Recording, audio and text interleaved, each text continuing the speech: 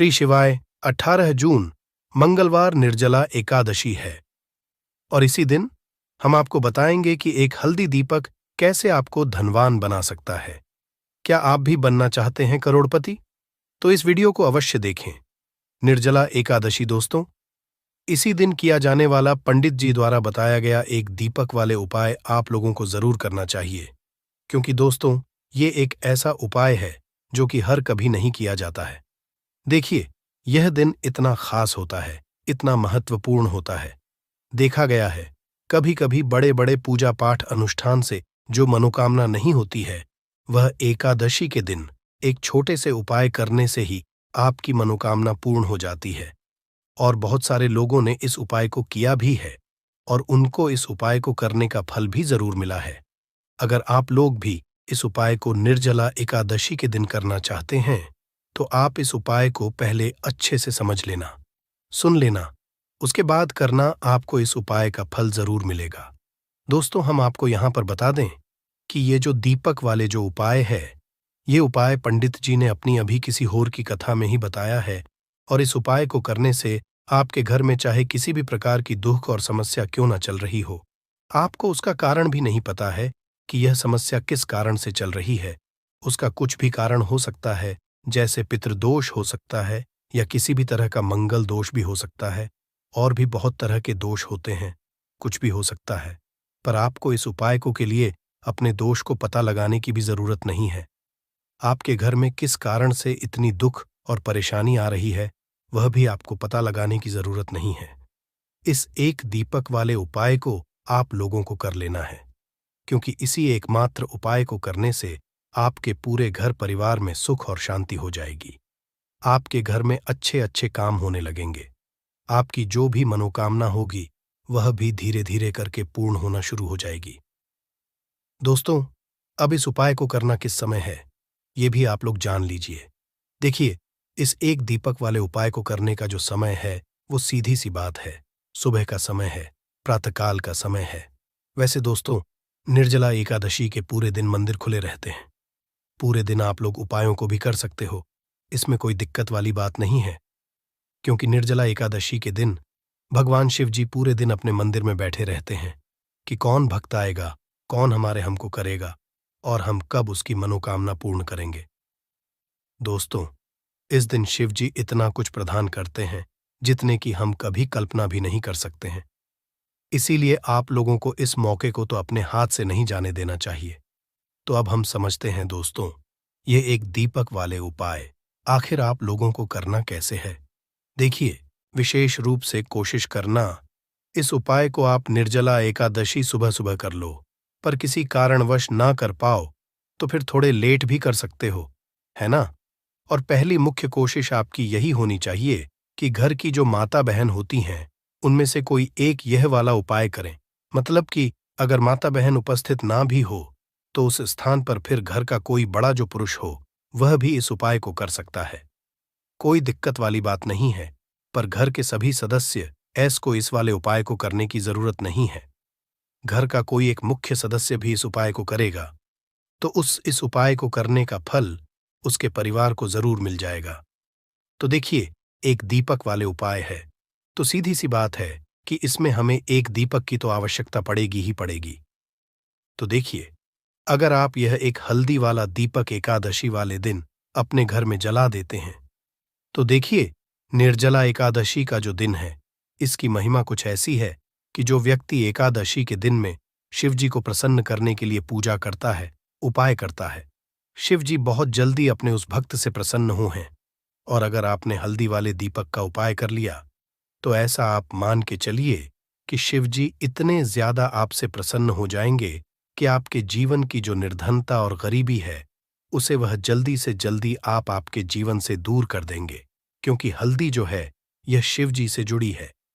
हल्दी आपके जीवन में बहुत सारी जो आर्थिक तरह की समस्याएं होती हैं, जो आपके घर में पैसा नहीं आता है, पैसा रुकता नहीं है, पैसा बहुत ज्यादा खर्च अगर आपका होता है, धन की बर्बादी अगर आपके घर में हो रही है, तब भी आपको विशेषकर यह हल्दी वाले एक दीपक का उपाय एकादशी वाले दिन जरूर करना चाहिए। देखिए, इसी के साथ आपको बता दें, इस बार निर्जला एकादशी पर बहुत ही दुर्लभ संयोग का निर्माण हो रहा है। तो देखिए, आपको बता दें कि शिवजी को अगर आप जल्दी से जल्दी प्रसन्न करना चाहते हैं, अपने घर की गरीबी को जल्दी से जल्दी दूर करना चाहते हैं, तब आपको यह पहला उपाय है एकादशी के दिन।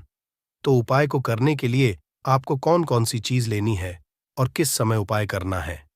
तो देखिए, उपाय को करने के लिए आपको यहां पर लेना है एक चुटकी काला तिल। ठीक है ना?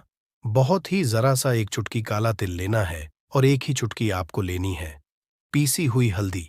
अब आपको क्या करना है, आपने नहाने वाले जल में एक चुटकी हल्दी डालनी है और एक चुटकी काला तिल डालना है और आप इस जल से स्नान करना है। तो देखिए, जब भी आप अपने जल में हल्दी डालकर, विशेषकर अगर एकादशी के दिन आप अपने जल में हल्दी डालकर स्नान करते हैं, तो इससे होता क्या है, आपके जीवन में आपका जो भाग्य आपका साथ नहीं दे रहा होता है, आपके पास जो पैसे आने के रास्ते बंद होते जा रहे हैं, जो आपके जीवन में निर्धनता बढ़ रही है, गरीबी बढ़ रही है, जो आप अपने जीवन में बार बार असफल हो रहे हैं ना, इन सारी चीजों से आप देखें कि आप बाहर निकल कर आ जाएंगे। आपके घर में, आपके जीवन में पैसा आना शुरू हो जाता है, पैसा रुकना शुरू हो जाता है, क्योंकि यहां पर आपकी कुंडली में गुरु की स्थिति बहुत मजबूत हो जाती है, जिसके बाद आप जिस काम को करते हैं उसमें आपको लाभ ही लाभ मिलता है। तो यह पहला उपाय है, एकादशी के दिन इस उपाय को आप जरूर करें। अब बात करेंगे दूसरे उपाय की। देखिए, जो दूसरा उपाय आपको बताने जा रहे हैं, इस उपाय को अगर आप एकादशी के दिन करते हैं तो आपकी सारी अधूरी मनोकामना को शिवजी पूरा कर देते हैं। तो यह उपाय भी विशेष कर करें। अगर कोई भी ऐसी विश है, कोई भी ऐसी इच्छा है आपकी जो अभी तक अधूरी है, पूरी नहीं हो रही है, तो आपको शिवजी को प्रसन्न करना है ये दूसरा वाला उपाय एकादशी के दिन करके। तो देखिए, यहां पर उपाय को करने के लिए आपको लेना है तुलसी की लकड़ी। देखिए, बहुत सारे लोगों के घर में तुलसी का पौधा सूख जाता है और तुलसी की जो टहनियां होती हैं, है ना, तुलसी की ठनी को आपको छोटा छोटा कर लेना है। ठीक है ना? छोटे छोटे पार्ट आप उसको तोड़ लें, डिवाइड कर लें, और फिर आपको क्या करना है, एक लाल कपड़े के अंदर इन टहनियों को रखना है। कितनी लेनी है? आप 2 ले सकते हैं, 5 ले सकते हैं, 11 ले सकते हैं। अगर 11 की संख्या हो तो बहुत उत्तम है। अब आपको क्या करना है, लाल कपड़े के अंदर रखना है और इसकी छोटी सी पोटली आपको बना लेनी है। अब सबसे पहले आपको क्या करना है, इस पोटली को शिवजी के चरणों में स्पर्श करना है, उनके चरणों से स्पर्श करना है। इसके बाद आपको यह पोटली घर में या तो अपने घर के मुख्य दरवाजे पर आपको इसको टांगना है। अंदर की तरफ टांगे, बाहर की तरफ नहीं। ठीक है ना? या फिर इसे आप अपने घर के मंदिर में एक तरफ रख देंगे। देखिए, जब भी आप तुलसी की टहनी जो होती है उन्हें अपने घर में कहीं पर भी रखते हैं और शिवजी से प्रार्थना करते हैं कि मेरी यह विश है, मेरी यह मनोकामना है, बहुत लंबे समय से अधूरी है, मेरे जीवन में निर्धनता है, गरीबी है, मेरे घर में सुख समृद्धि नहीं, मेरे घर में क्लेश है। तो जिस प्रकार की भी आपकी समस्या होती है, जो भी आपकी मनोकामना होती है, उसे शिवजी पूरा कर देते हैं और आपकी जीवन की निर्धनता और गरीबी तो कोसों आपके जीवन से दूर हो जाती है, जब भी आप तुलसी की लकड़ी का यह छोटा सा उपाय कर लेते हैं। एकादशी के दिन एक चीज आपको बिल्कुल ध्यान रखनी है कि तुलसी का पौधा अगर आपके घर में सूख गया है, तब आपको एकादशी के दिन उसकी लकड़ियों को निकालना है, क्योंकि एकादशी के दिन तो तुलसी की पत्तियों को भी नहीं तोड़ा जाता है। यह चीज विशेषकर आपको ध्यान रखनी है। ठीक है ना?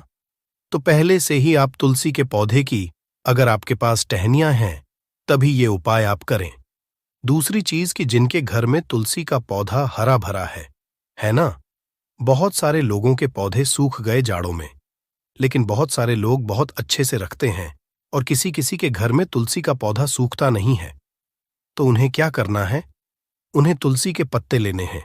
ठीक है ना?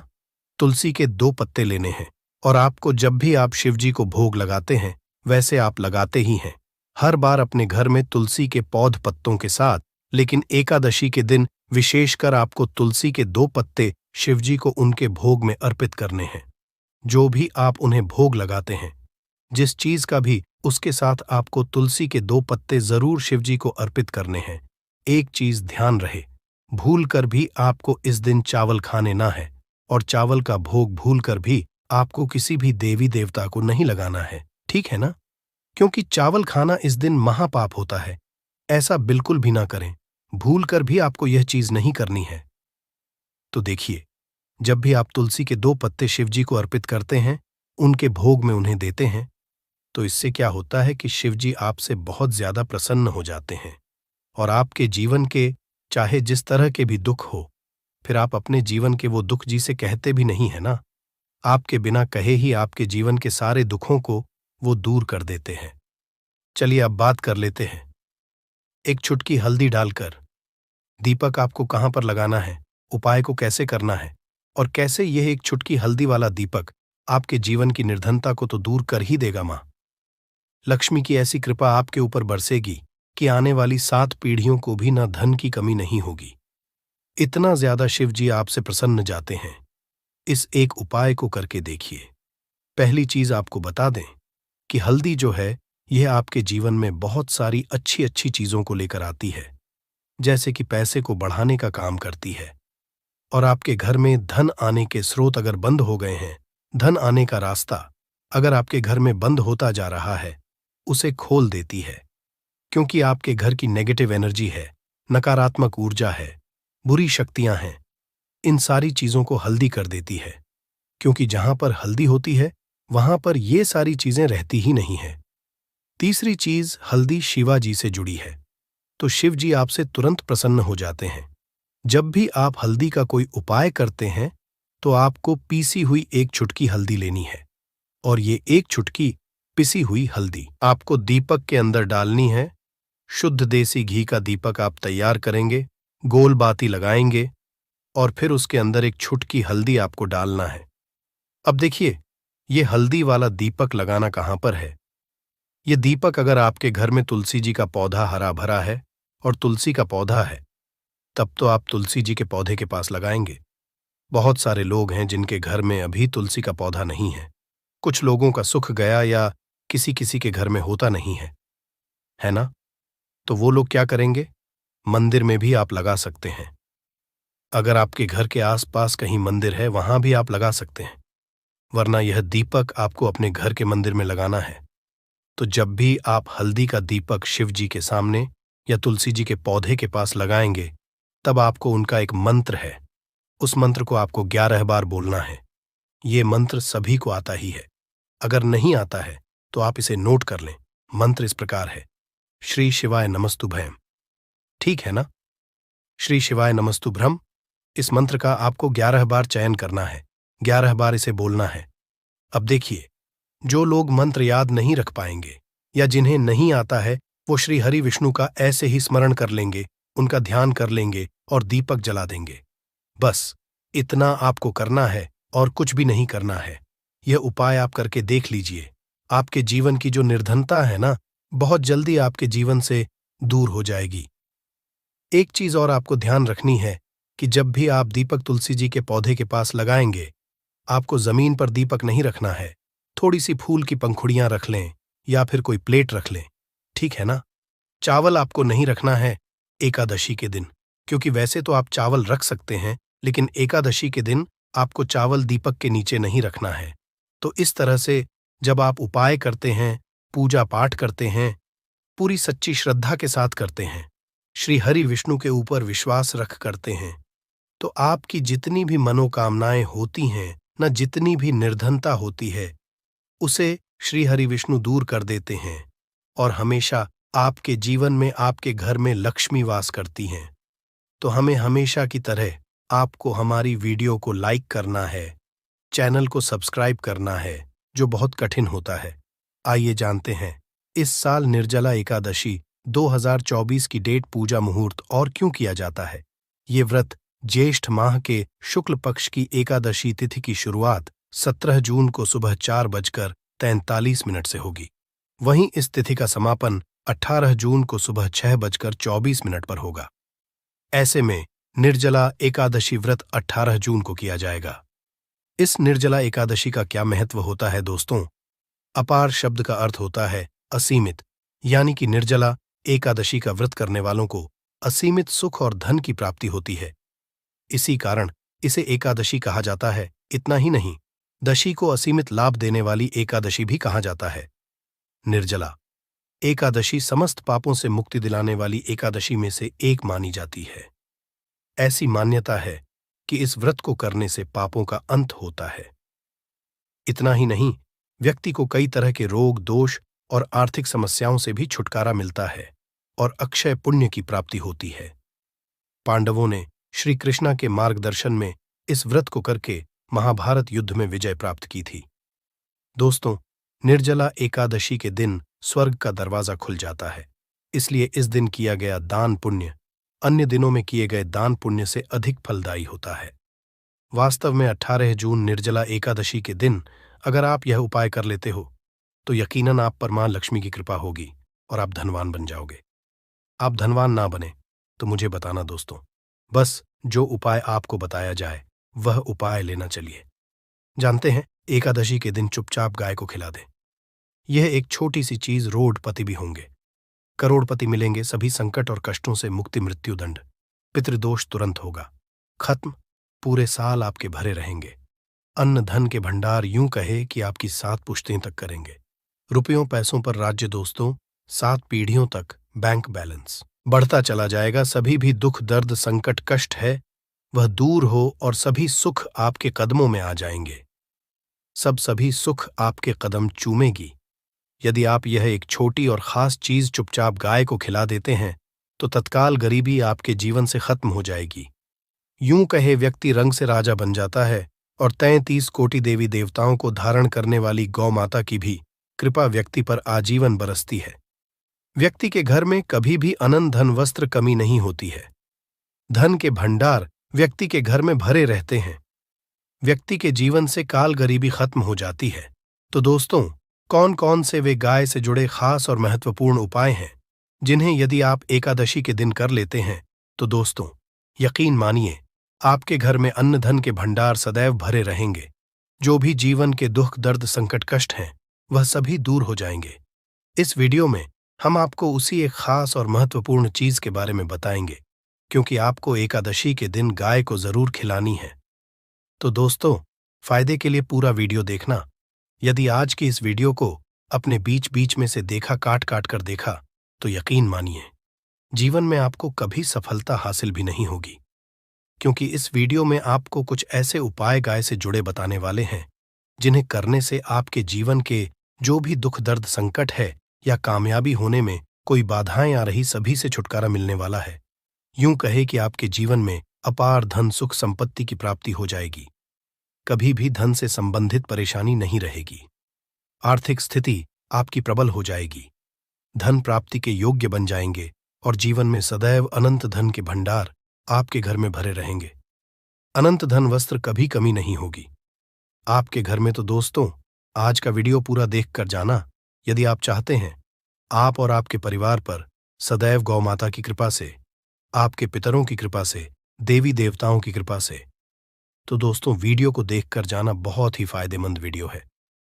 पूरे 50 सालों के बाद ऐसे दुर्लभ संयोग है, तो पूरा वीडियो देखकर जाना यदि आप लाभ हासिल करना चाहते हैं और 7 पीढ़ियों तक कभी कोई किसी तरह की कमी ना हो, ये फल चाहते हैं, तो वीडियो को पूरा देखकर जाना। बहुत ही लाभप्रद वीडियो है आपके लिए। दोस्तों, वीडियो को आगे शुरू करें उससे पहले आपसे रिक्वेस्ट करते हैं कि इस वीडियो को लाइक कर चैनल को सब्सक्राइब कर देना और कमेंट बॉक्स में सच्चे दिल से जय गौ माता लिख देना, जिससे माता की कृपा आपके और आपके परिवार के ऊपर सदैव बरसती रहे।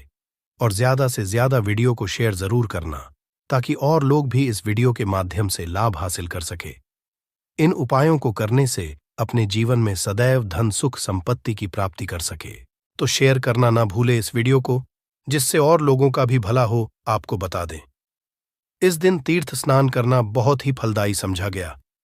यदि कहीं तीर्थ स्थान पर पवित्र नदी में स्नान करना संभव ना हो तो आप क्या करें, घर पर ही नहाने वाले पानी में गंगा जल की कुछ बूंदें डालकर स्नान कर लें।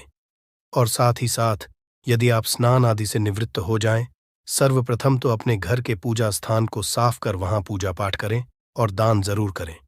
और इस एकादशी के दिन दान कर